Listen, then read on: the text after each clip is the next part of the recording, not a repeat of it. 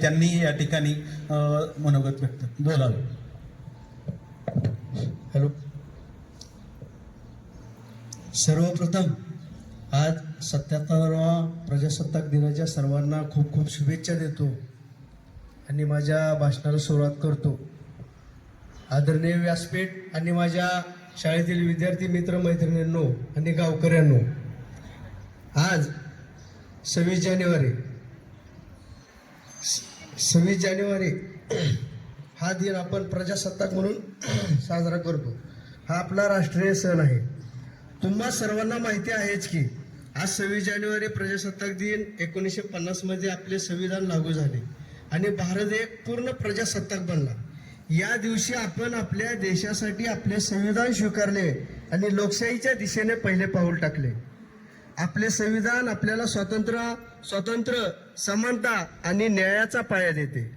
ते आपल्या आठवण करून देते की आपण सर्व नागरिकांनी आपल्या हक्कांचा आदर केला पाहिजे आणि आपली कर्तव्य पार पाडली पाहिजेत.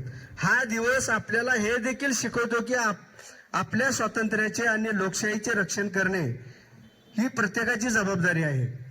आपण आपला देश समृद्ध, सुरक्षित आणि मजबूत करण्यासाठी योगदान दिले पाहिजे.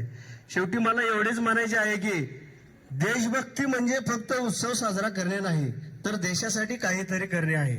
मित्रांनो, या संविधानाची निर्मिती विश्वरत्न डॉक्टर बाबासाहेब आंबेडकरांनी केली आणि ज्या मुलाला वर्गाच्या बाहेर बसून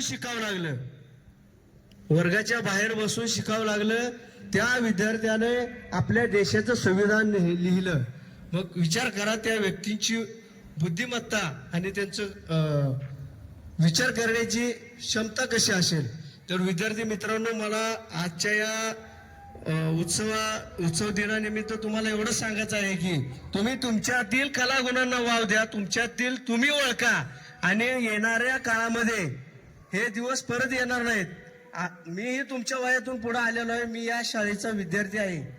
10 वर्ष मी या 1ली ते 10वी पासून मी या शाळेत शिकलेलो आहे. ही शाळा 1 नंबर आहे. शिक्षक चांगले आहेत आणि आपण या सर्वांचा तुमच्या स्वतःला घडवण्यासाठी कसा फायदा करून घ्यायचा ह्याचा विचार करा. एवढे बोलून मी माझे 2 शब्द संपवतो. जय हिंद, जय भारत, जय भीम.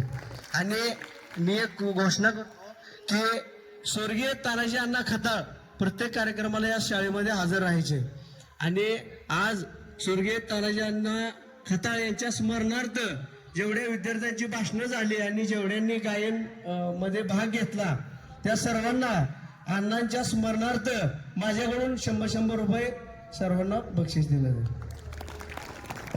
त्याचप्रमाणे आपल्या संविधानातील उद्दिष्ट, मूलभूत अधिकार खूप छान आणि सुंदर, सहज, सोप्या पद्धतीने आपल्याला सगळ्यांना या ठिकाणी त्यांनी सांगितले. उपसरपंचांनी खूप खूप धन्यवाद. त्याचप्रमाणे तुम्हाला बक्षीस सुद्धा या ठिकाणी जाहीर केलं, त्याबद्दल सुद्धा त्यांना धन्यवाद. या